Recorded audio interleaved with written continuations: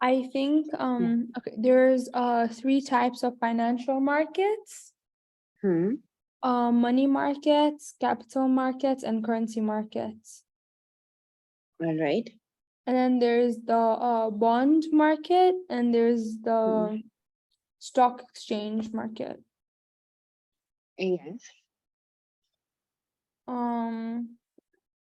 And then there's something known as a forward market, which is, I think, about transactions that will happen in the future, which a price is agreed on before. Hmm. Yeah, that's it. All right. So one of the major market in the financial institution is there are actually two major markets. The first one is called money market, Mm-hmm. and the other one is called bond market. All right. Mm-hmm. Now, basically, money and bond market are interlinked. So whenever we are talking about these two, do you know the concept of open economy and closed economy? Kind of. Can you tell me what you know? Miss, I'm not really sure. Is it like when? Actually, I'm not really sure. All right. So, open economy is when you can trade with other countries. Sorry, Miss, can you repeat? Yeah. So, open market is when you can trade with other countries, Okay. and closed economy is when you cannot trade with other economies. Okay, is it like So, North Korea and maybe another part of the world? yes. Okay. So when we are talking about money market and bond market, we are usually talking about a closed economy. We are not considering that we trade with other countries. Mm-hmm. When we talk about money markets, bond markets, and currency market, if you're talking about this, and this, then we say that we're talking about open economy. Sorry, Miss. Your voice glitched. No. Yeah, so I'm saying that when we are talking about money market, bond market, and currency market, we are saying that we talk about the open economy when we talk about all of these three. Okay. But when we are talking about the money market and the bond market, we say that we are operating in a closed economy. Okay. All right. Mm-hmm. Now, money market is very similar to our normal commodity market. Commodity market is your demand and supply for goods and services. It's simple: demand and supply. You have price here and you have quantity here. When we compare money market with this,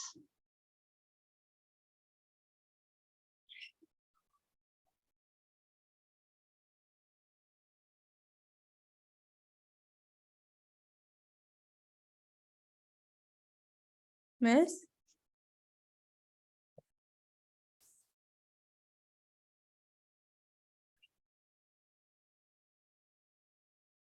Can't hear when you. we're talking about money demand Miss? and money supply. Alright. Miss? Yes, Najis. I can't hear you.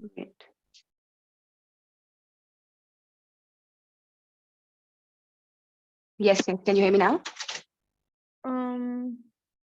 Kind of. Can you hear me now? Can you Kind hear of. me now?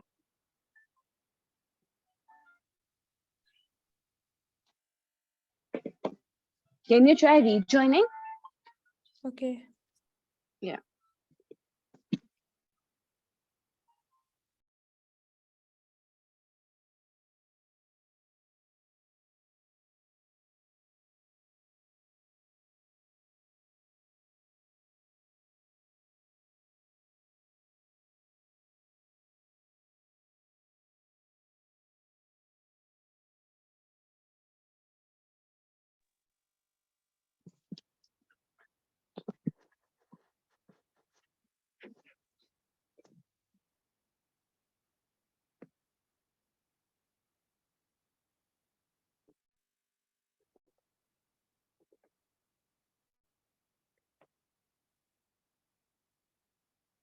Is it better now, Regis?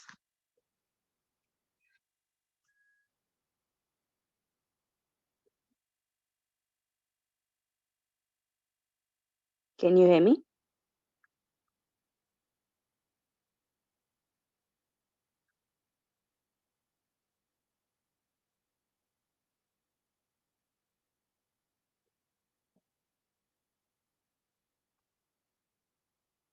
Yes, miss, I can hear you.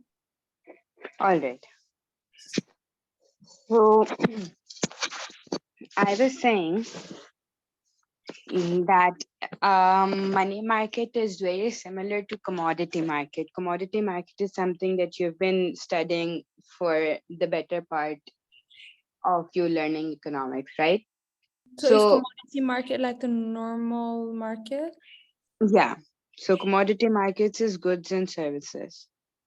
Okay. All right. So in goods and services market, we have a supply curve, we have a demand curve, we have the price on y-axis and quantity on x-axis. Mhm.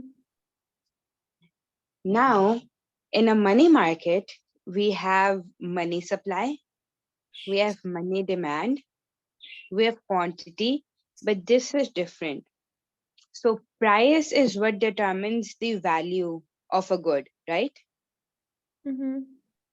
Price is the value of goods. Here I shows you the interest rate. And interest rate is the value of money or shows the value of the money.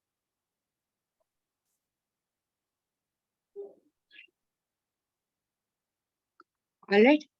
Mm-hmm. That is why we have it on the y-axis. Now, moving on, there are banks.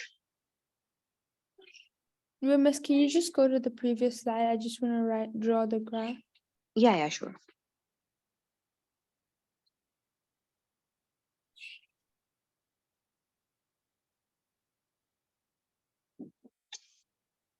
Okay, done.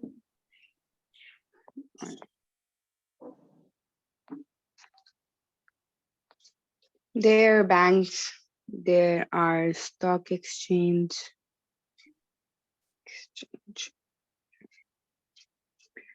These are called institutions. Mm-hmm.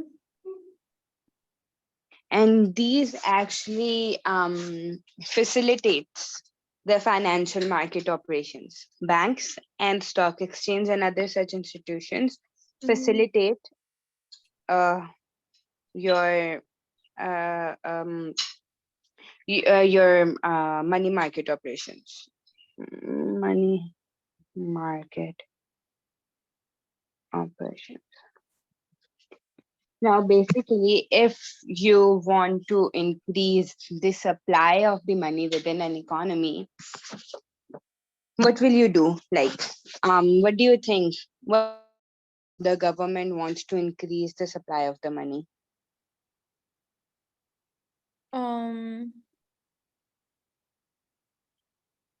They would inject, like put injections in the economy, And what would those injections be? like exports. Exports. And how do you think that's an injection? Because you get foreign currency and people buy like stuff from your economy, so money comes in, there's an inflow of money. All right. And what else? Um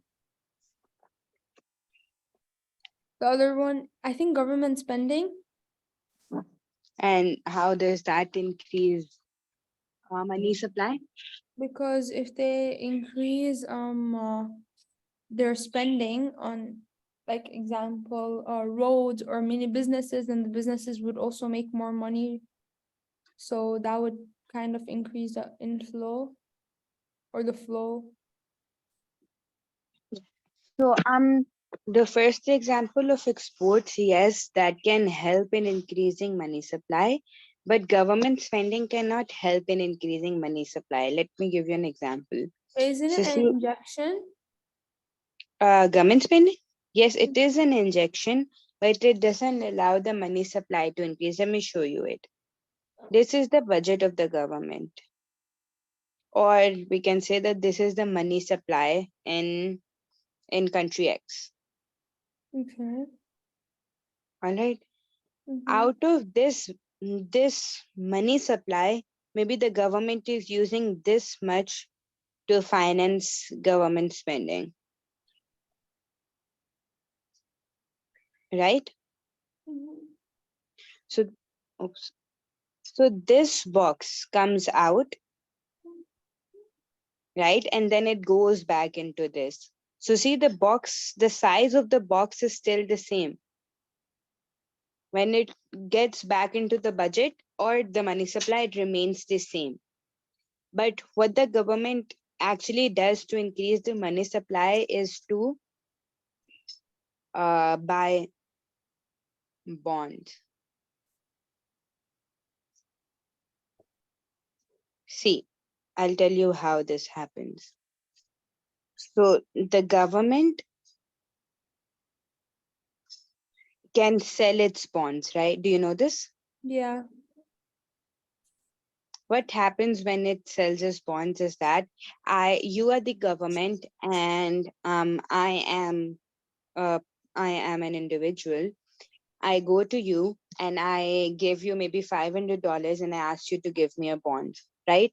So those $500 are now taken away from the money supply because I cannot spend it anymore, right? Mm-hmm. And they're stored in the bank. All right. Okay.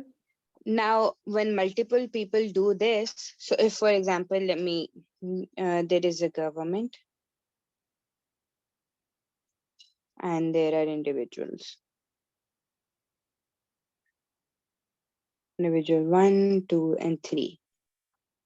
These individuals have income worth 1,000. All right.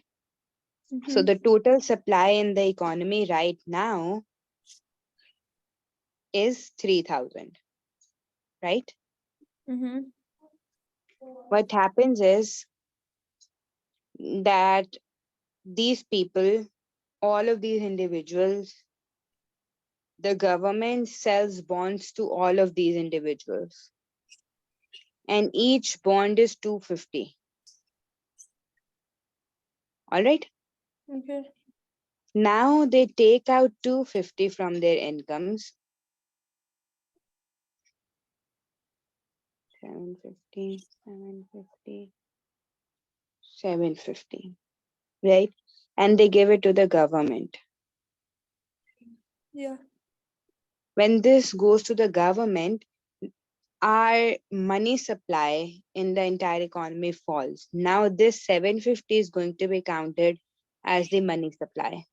Okay. All right, so the money supply is going to be 2250 now. Mm-hmm.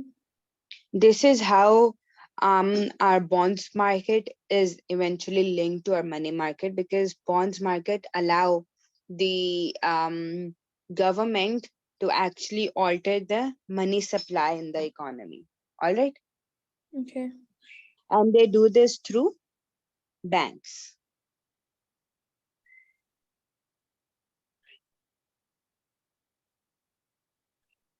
All right.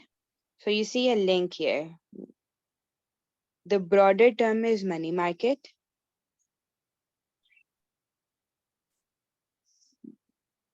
So there is bonds market, mm, government. Government affects the bond market and bond market affects the money market. All right. Mm-hmm. Then it could also happen that government affects banks, banks affects bond market, and bond market affects money market. Is this making sense? Yeah. All right. So this is one way that the government increases the money supply. Just give Yeah, up. Wait 1 second. Sorry. yeah. No, no, it's okay. It's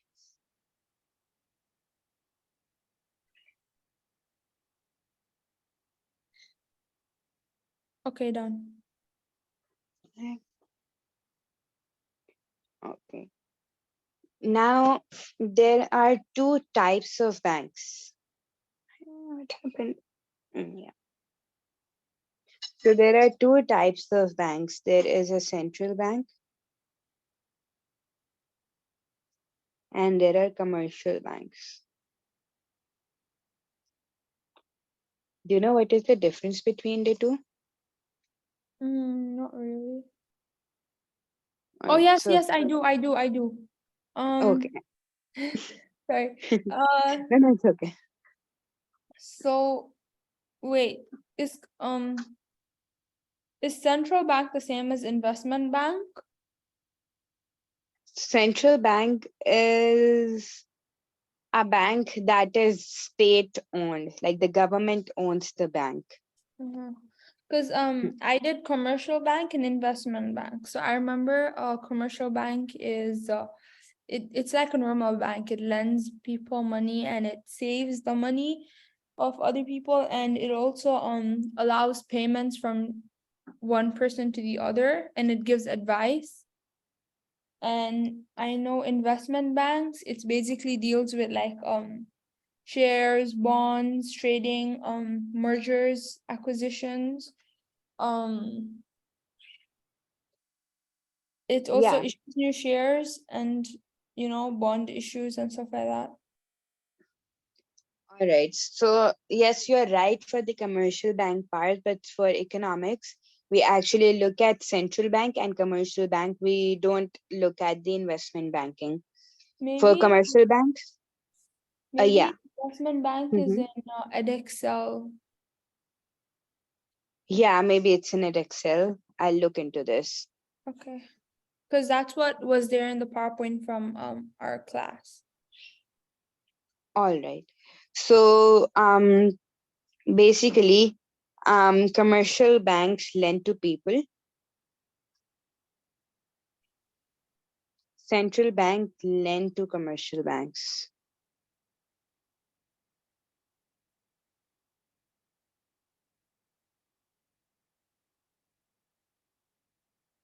This is like a central bank is the biggest bank of the country, right? Mm-hmm. There can be multiple commercial banks, a lot of commercial bank. There can be a lot of investment banks as well, but there will be just one bank, one central bank.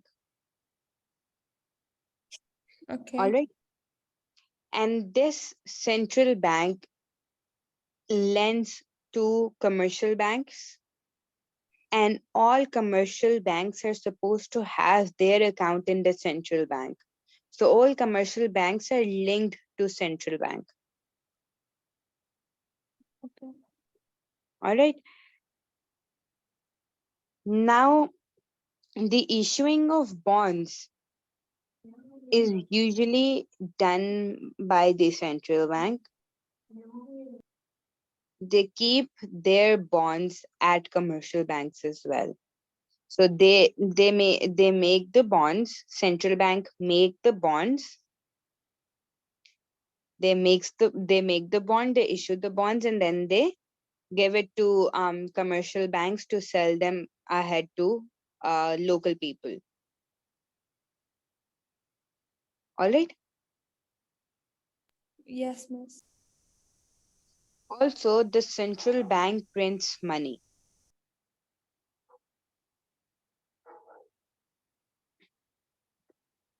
Commercial bank can only lend to people.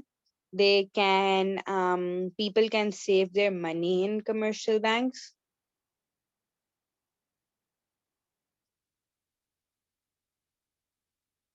um, but they cannot print money. Only the central bank can print money. Also, central bank is also called the lender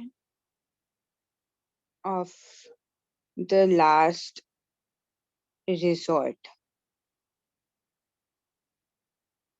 This means that if a commercial bank goes bankrupt, right? So the commercial bank can come to the central bank and borrow money to get out of the bankruptcy. All right. Yes, miss. Is this making sense? Yes, it is. Yes. So central bank is the bank that controls the entire banking system of a country. So, if, for example, in Pakistan, the central bank is the State Bank of Pakistan.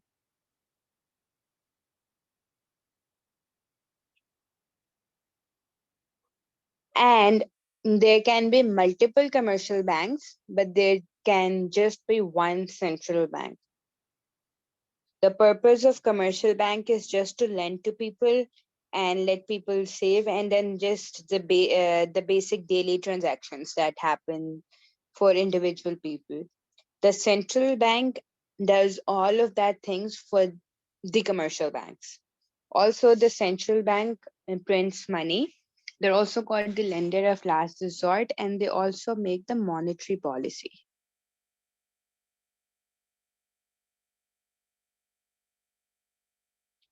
You must have studied monetary policy before, right? Yeah. So the central bank is the one who decides how much interest rate there is going to be and how much money supply there is going to be. All right. Okay, miss. Now, the purpose of financial markets, there are six basic purposes of financial markets.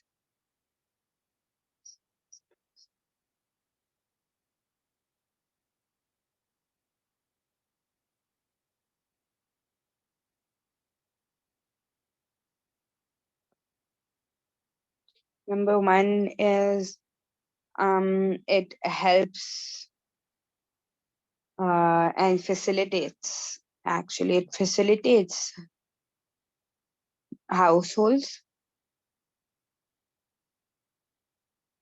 and businesses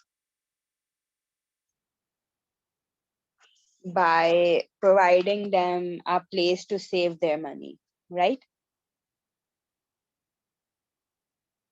Number two, they lend to these people. Number three is they allocate funds to productive use.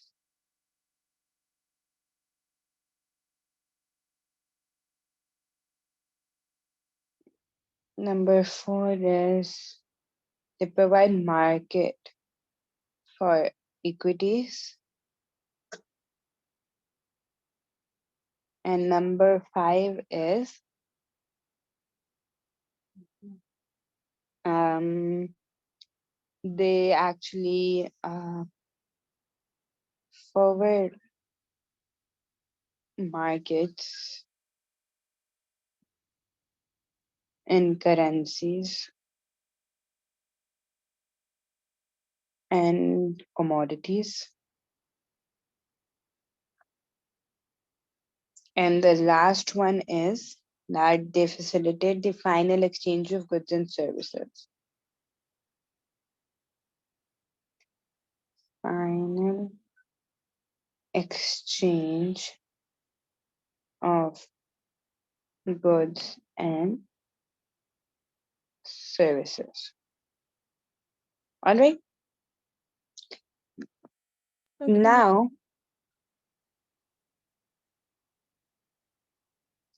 um, this is something that the banks do, right? Yeah. Do you think that they allocate funds for productive use? Banks allocate funds for productive use? Mm,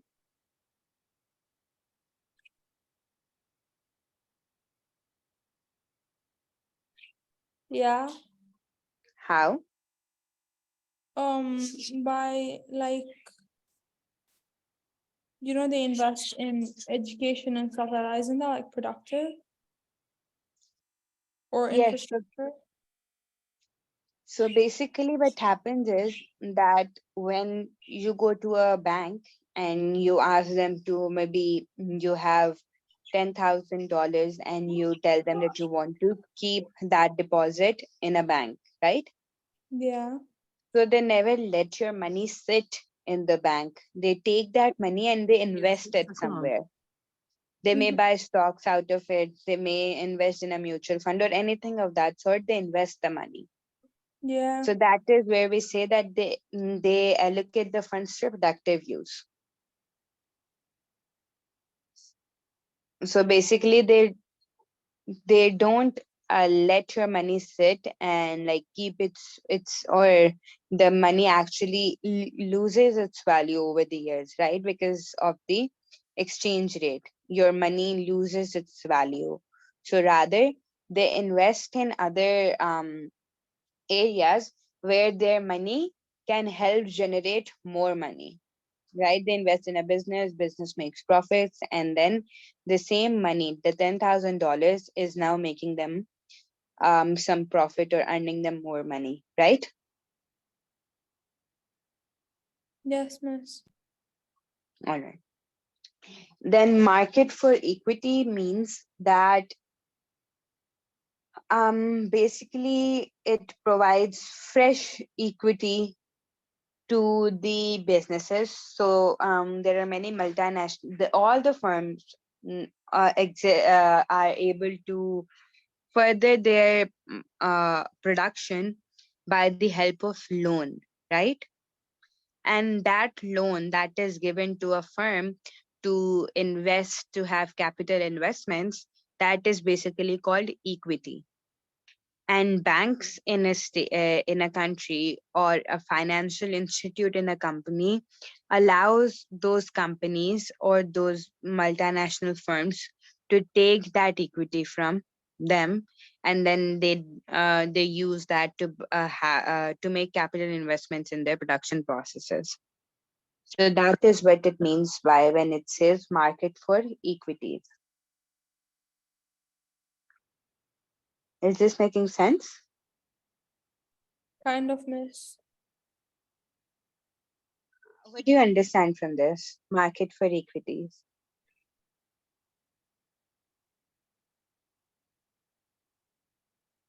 Um, like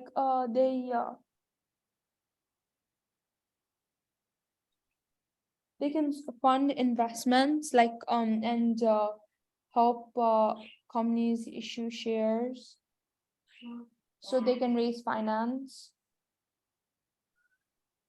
Yeah, so sharing, So it's like yeah, equities are shares, right? yes, equity share.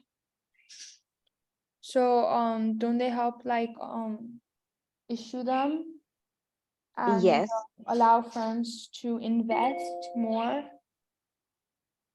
by like raising finance? They have like increased investment power. exactly. So this helps them to expand their production processes. Mm-hmm.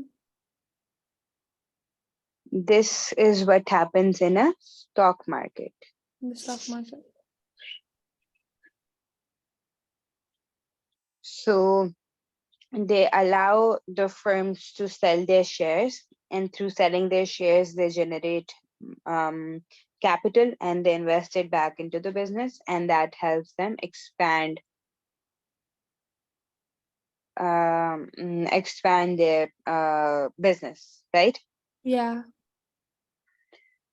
Then forward market. What do you think a forward market is?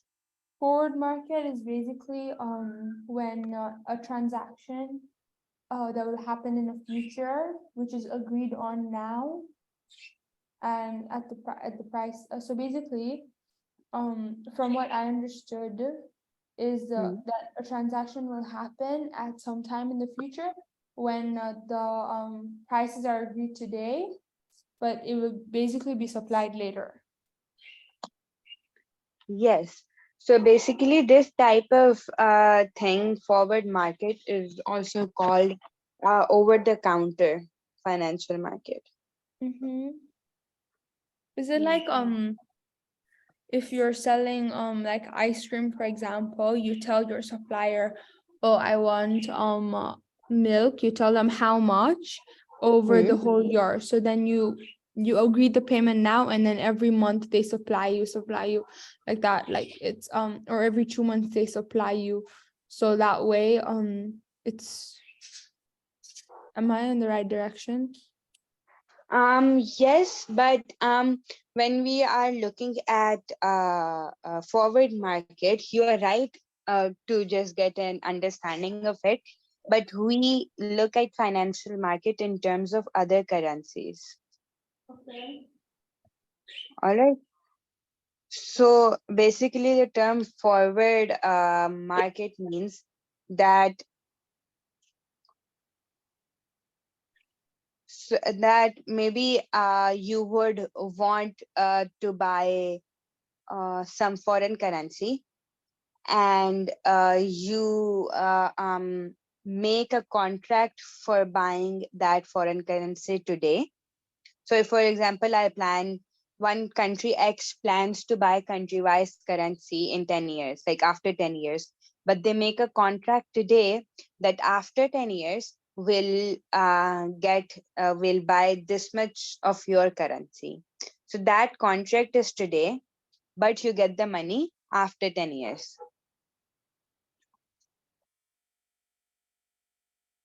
Okay, miss. All right. This is actually to curb the foreign exchange risk. So you don't know how volatile your exchange rate is, that how much. So maybe today, if you buy that currency today, if I want to buy $10,000, I might have to pay 20,000 units of my currency to get 10,000 of their currency, right? Today. But I don't know what our exchange rate or our price volatility will be after 10 years. So, in order to curb that effect, I'll make a contract today, and like after 10 years, I'll pay them 20,000 and I'll still get 10,000. But maybe at that time, so might be confusing. Let me write it down here.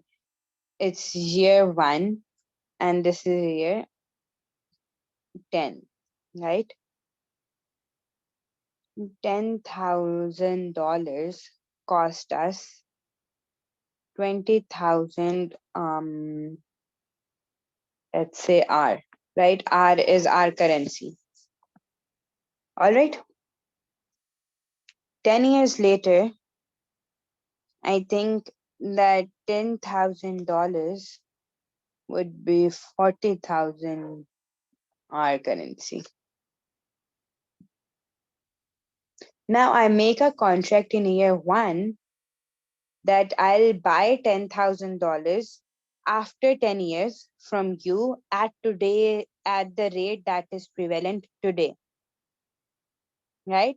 So after 10 years, I'll pay them 20,000 R to receive $10,000. That saves me 20,000 R.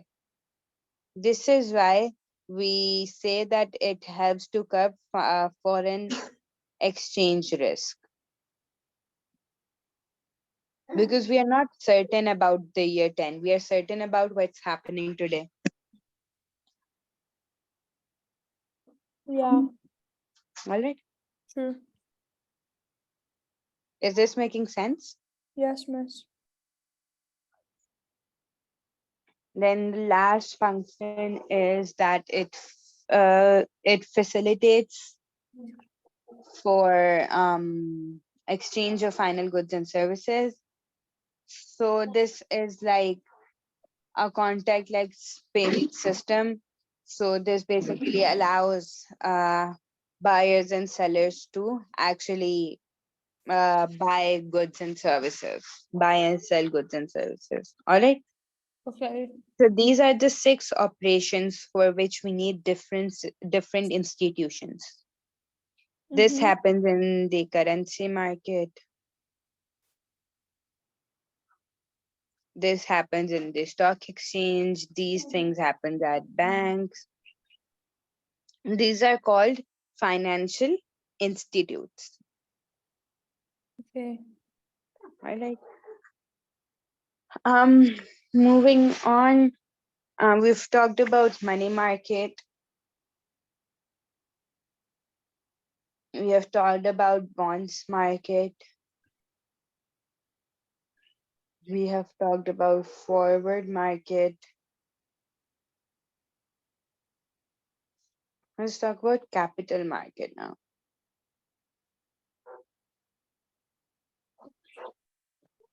Capital market is where shares and bonds are sold, are used as a medium to finance businesses and governments. So shares help to generate equity, and bonds help the government to increase the money supply, Mm-hmm. right? So these actions, these shares and bonds collectively are called securities, right?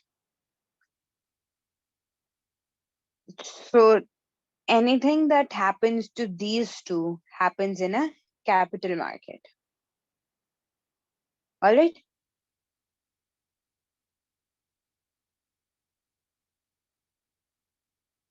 Is this making sense? Yes, miss. Sorry, I didn't know I was muted. No, no, it's okay. Then there is another market that is called the foreign exchange market.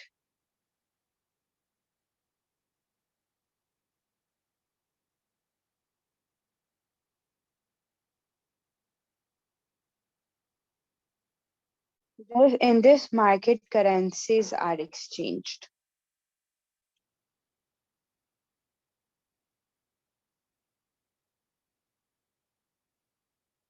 All right. So different countries will exchange their currencies, and that would happen in a foreign exchange market. Mm-hmm. Is there any other market that you've studied? No, we only did money markets, capital markets, and foreign exchange markets.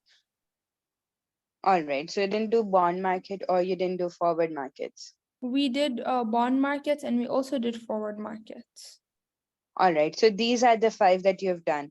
Are these making sense to you now? Yes, miss. All right. So what was the question? I think there are graphs for these markets as well, but I'm not sure if they are being covered in your syllabus or not. I'll look into this, and then Okay. we can, if there are, we can discuss them in the beginning of the next class. Okay. At the moment, I haven't done any graphs, so Okay. um, let me send you.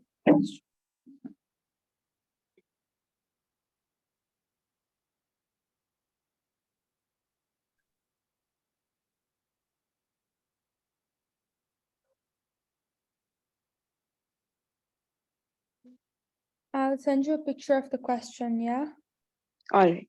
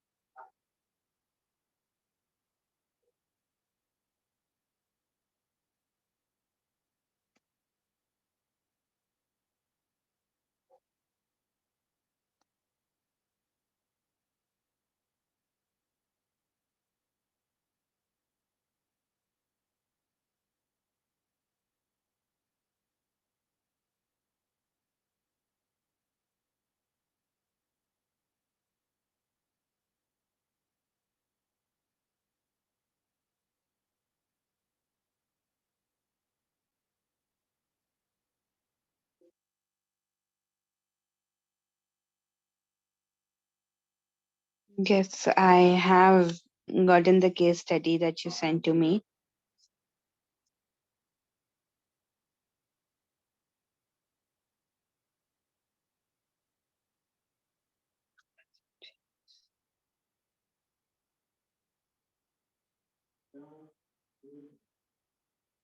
I can share my screen for that.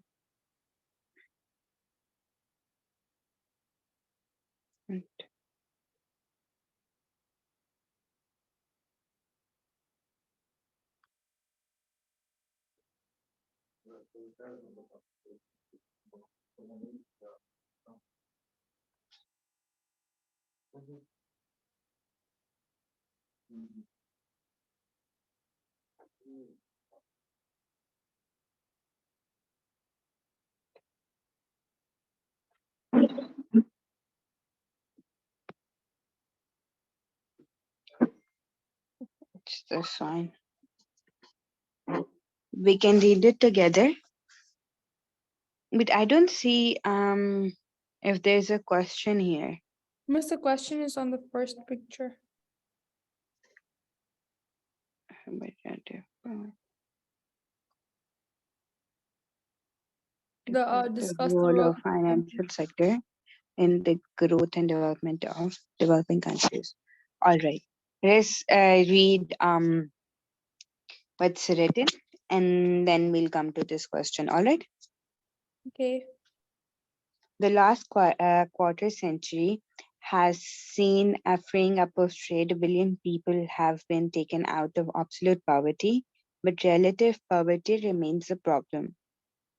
Do you know what is the difference between relative and absolute poverty? No, I don't. Absolute poverty means that so there's a poverty line that is set by the United Nations every year. Okay. So if people are below that poverty line, we say that people are living in absolute poverty. Mm-hmm. So there are a lot of people that have been taken out of that absolute poverty. So now those people are living above the poverty line. So if, for example, the poverty line was $100 per month, right? People who are earning below $100 per month, they were considered to be under absolute poverty. And people who were earning maybe a dollar above 100, so $101 per month, they were considered that they are not living in absolute poverty, right? Okay. Relative poverty means that in comparison to people, so if, for example, let's imagine that everybody is living above the poverty line, so nobody is in absolute poverty, but one person is earning $105 per month and the other person is earning $600 per month. Okay. So see, one person is relatively much more poorer. So the person who's earning 105 is very poor considering the person who is earning $600. So they're known as that's relative poverty. That's relative poverty. Okay. All right. So in the first line, they're just saying that in in the last century, there are a lot of people who have been taken out of absolute poverty, but relative poverty has been a problem. All right. Mm-hmm. Then it says in many advanced economies, globalization has come to mean, according to the governor of the Bank of England, low wages, insecure employment, stateless cooperation, and striking inequalities. His solution to these problems is threefold: an acceptance by economists that not everyone has gained from trade and technology, a better mix of monetary policy, fiscal, and structural reforms to boost growth, and a more inclusive growth. In essence, this is the same conclusion that was reached in the past when there was a fear that market forces had to be moderated to prevent capitalism from destroying itself. Now, this is something that is a problem for even now as well. That globalization means the easy movement of capital of human around the world has actually led to problems as well. So generally it is seen as something that has helped countries to uplift their economies, but at the same time it has created a lot of problems for other countries as well, for most countries, right? So there are low wages. So this means that since the movement of capital is so easy, the multinational firms tend to build up or set up their factories or their companies in areas where they can pay low wages and still make out the best. So they tend to make, so if for example, I'm a multinational firm of maybe England, but I know that if I open up my company or my factory in Africa, I could take advantage of their cheap labor. I could take advantage of their cheap raw material. So I'll go build up an industry there. I'll go build up a factory there, Okay. right? So that leads to low wages. Then Mhm. there is insecure employment. People are not certain if the employer is going to keep them for longer. Yeah. All right. So this means that if I there are so many initial startups and there is so much job insecurity because your economy, when there's a lot of globalization, your economy is bound to change. When your economy changes, this means that the skill set of workers also change. So if the production processes are changing, the employees will also have to change their skills accordingly, right? And if Yeah. somebody fails to do that, or somebody takes longer to understand the new dynamics of the production processes, this actually leads to their unemployment. So this is Yeah. meant what is meant by insecure employment.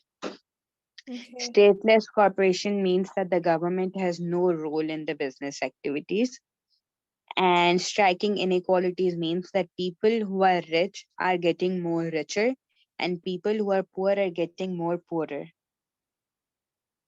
Mm-hmm. Now, the solution that is proposed is basically taken from the financial sector. So they're saying that there should be a better mix of the monetary policy. The entire financial sector actually devises the monetary policy, right? The government uses fiscal policy. They actually make the fiscal policy themselves, but the monetary policy is made by the financial sector. So for this question, we'll have to focus on this part where it says a better mix of monetary policy. Structural reforms could also be actually used to answer this question. Sorry, what could be? And structural reforms. So we can also talk about how structural reforms in the financial sector itself can help in the development and the growth of developing countries. Yes, what structural reforms? Structural reforms means that if, for example, there is country X, and country X is mostly a country that is being run by private individuals. So nothing is state owned. Even education is in the hands of private individuals. Um, Health is under the hands of private individuals. So this is the structure of the economy that the state owns nothing. To have a structure reform will say that we take these departments from the private sector and we give them back to the government. So this is going to be a structural reform. Okay. All right. Another example could be maybe in an area the farming land that one owner can own is 10 acres or maybe 4,000 square kilometers, right? Mm-hmm. But there is a structural reform or a land reform that says that one landowner could not have a land that is greater than 2,000 square kilometers. So this is also a kind of a reform. All right. Okay. The next paragraph says the good news is that this modernization of capitalism included real policy changes, an extension to the right to vote, the growth of trade unions, a creation of welfare states, a move to more progressive tax policies, nationalization of key sectors of the economy, and more activist demand management. Now, an extension to of the right to vote is basically a kind of a structural reform, right? Mhm. Because it is allowing more people to actually decide who they want in command, who they want to be in command, right? Okay. The growth of trade unions. Do you know what trade unions are? Is it like when um employees join like a trade union to protect them from, employers if anything happens? Yes. So a growth of such unions can actually uh, um, help in the growth of the country as well because it gives more power to the employees. Once the employees are not exploited by the employers, that helps in alleviating poverty. Okay. All right. Then there is creation of welfare states. This means that the government should work more on providing welfare to the people. So maybe they can build more, they can have upgraded or better infrastructure, they can have better old age benefit programs or unemployment benefits, all sort of those things. Then it says a move to more progressive tax policies. This means that they charge less taxes from people who are earning less incomes and higher taxes from people who are earning higher incomes. Mm. All right. This actually helps in minimizing the inequality that exists between people. And this would also help to minimize relative poverty. Okay. All right. Then the next paragraph says the bad news is that this process took about 100 years and was not completed until the end of the Second World War. What's more, protectionism seems to be on the increase as countries seek to protect themselves from inequalities caused by rapid globalization. Protectionism. Do you know what protectionism is? I've heard the name before, but I just don't remember. So, protectionism means when the government tries to save its domestic market from the foreign market. This means that they would put tariffs on imports so that people are encouraged to buy from their own domestic markets. Because usually what happens is that when there are very less tariffs, people tend to buy from other countries, maybe because they think that the quality is going to be better, or maybe they're given more choices when it comes to buying from other countries. So the domestic producers suffer from this, right? So instead, the government use protectionism policies that are putting tariffs on imports so that the domestic producers do not suffer. Mm-hmm. All right. Okay. I think there is nothing else to be understood in this paragraph. Then this says, despite decades of substantial progress in boosting prosperity and reducing absolute poverty, the world continues to suffer from substantial inequalities. For example, the poorest children are 4 times less likely than the richest children to be enrolled in primary education across developing countries. Among the estimated 780 million illiterate adults worldwide, nearly two-thirds are women. Poor people face high risk of malnutrition or this. Okay, so the last paragraph I think is important for when you're answering this question. These consequences highlight the importance of directing attention to the problem of inequality. There are other reasons to tackle inequality. Most economists are struggling to recover from the global financial crisis that started in 2008 and the subsequent slowdown in the global growth. The goal of eliminating absolute poverty by 2020 might not be achieved without accelerated economic growth and reductions in inequality within countries. All right. So basically, when you're trying to answer this question, you'll have to because they have talked about the financial crisis that happened in 2007-8, you'll have to look into that how it happened and why it happened, right? And then what would be the best way to go about this answer would be to look at all these markets that we have studied.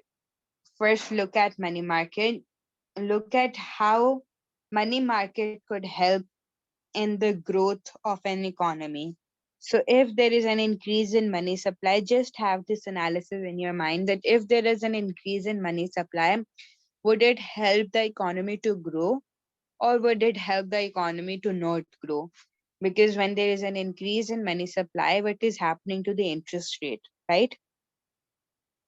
You see Yeah. this and then you see how it is going to affect the growth that is happening in the country and how it is going to affect the poor people. All right. Then look at the capital market, that how an increase in the shares or increase in equity can actually help in increasing or in actually reducing the poverty and increasing the growth, right?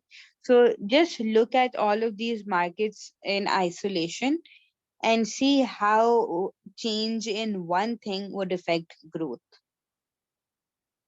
Okay. Is this I think it's better that you write what you think and then you can share it with me over the weekend, like maybe Saturday or Sunday whenever you have time, and then I'll go through it and we'll practice it in the beginning of next class. Okay. All right. Okay. Thank you so much. Anything else that you want to, anything that you don't understand from the lecture or anything else you want me to cover? Like, From the lecture, I think it was good. I understood everything. okay, that is great. Okay, Yeah. Ned, just take care. Happy birthday in advance. Have fun tomorrow. Thank you. Mm, Bye, Miss. Okay, bye bye. Bye.